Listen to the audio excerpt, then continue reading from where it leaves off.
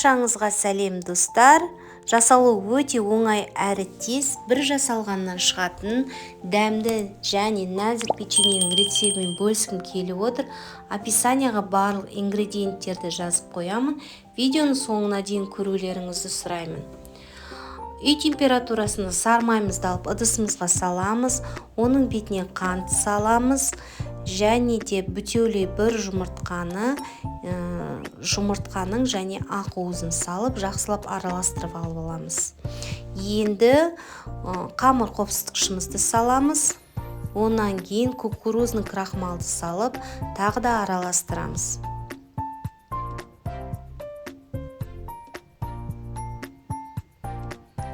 Миксердің көмегімен біркелкі етіп араластырамыз. Арасында түйіршіктер қалмауы қажет.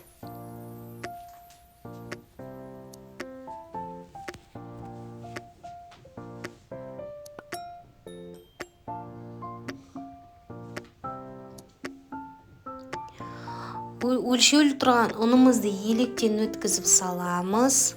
Жартысын салып, оны қасықтың көмегімен араластырамыз. Қалған ұнымызды салып, қолымызбенен жақсылап қамырымыздың басын біріктіріп, илеп аламыз. Илеп басын біріктіріп, пакетке салып, 10-15 минут холодильникке қойып қоямыз.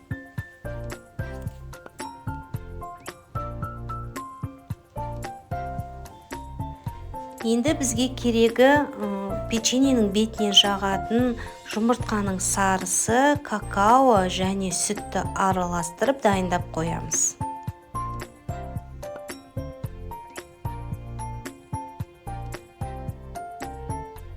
Видеодағыдай осылай дайындап аламыз. Дайын тұрған қамырымызды алып, 2 бөлшекке бөлеміз. Күлшелеп алып, оқтауменен жаямыз.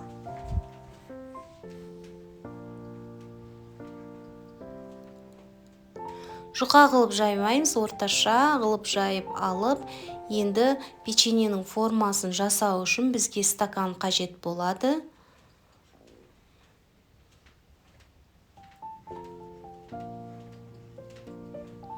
Стаканның көмегімен осы жайылған қамырымызды дөңгелектеп бөліп аламыз. Видеодағыдай.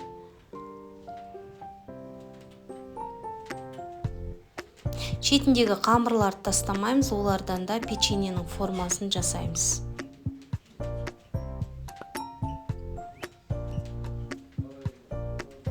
Енді осы дөңгелектен печеньелерімізді, қамырымызды ортасынан осылай бөліп аламыз.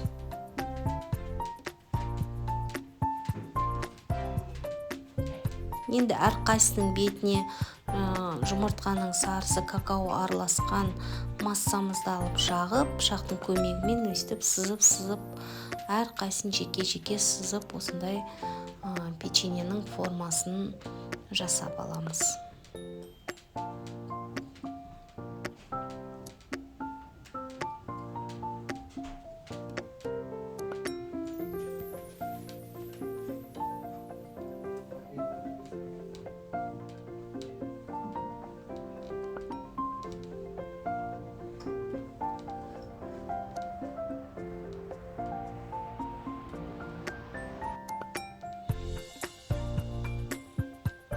Қызып тұрған пешке барлық осы қамырларымызды салып, 180 градус 15-20 минутта печеньемізді пісіріп аламыз.